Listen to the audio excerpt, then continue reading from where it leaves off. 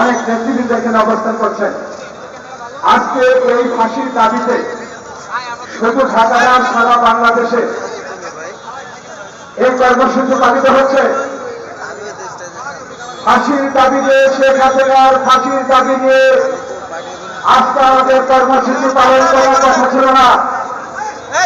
আজকে যে ছাত্র সমাজ অধিকারের দাবি নিয়ে একটা কথা বলেছিলেন, ঠিক আজকে থেকে 15-14 বছর আগে আমাদের নেত্রী, দেশের নেত্রী বেগম খালেদা যে একটা দাবি করেছিলেন, একটি নিরপেক্ষ নির্বাচন। তারপরে 18 সালে এই দলের ভারপ্রাপ্ত চেয়ারম্যান সেই ভারতের সাবেক প্রধানমন্ত্রীর বক্তব্যকে ধারাবাহিক করে তিনিও দাবি করেছিলেন একটি নিরপেক্ষ নির্বাচন। এই শেখ হাসিনা কোনটি মাত্র নিরপেক্ষ নির্বাচন দেয় নাই।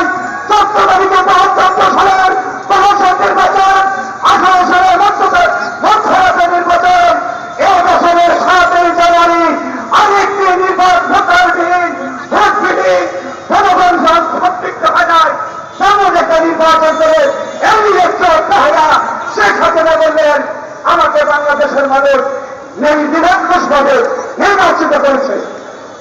আজকে দুঃখের সাথে বলতে হয়, আমার ধারণা ছিল না আজকে আমরা 15 বছর যাবৎ আন্দোলন সংগ্রাম করে আসছি।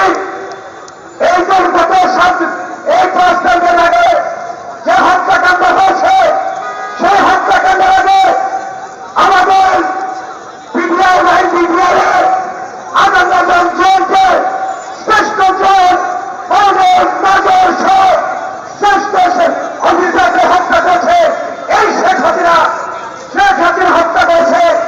এখানে আমাদের হেফাজত ইসলামের যে সমস্ত কর্মকর্তা কর্মীরা গিয়েছিলেন, শাপলা চত্বরে হাজার হাজার হেফাজত ইসলামের মানুষকে হত্যা করা হয়েছে।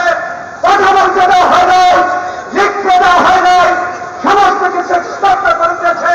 কোন সাংবাদিক টেলিভিশনে কোন নিউজ করতে দেয় নাই।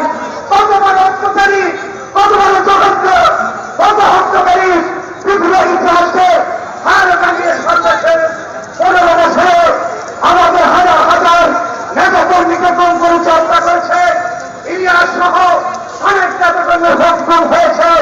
সর্বশেষ সেই 5 তারিখের আগে আমাদের হাজার হাজার জনসাধারণ কিশোর ছাত্রদের মধ্যে তাকে হত্যা করেছে। আমি তার কেন্দ্রে ছিলাম।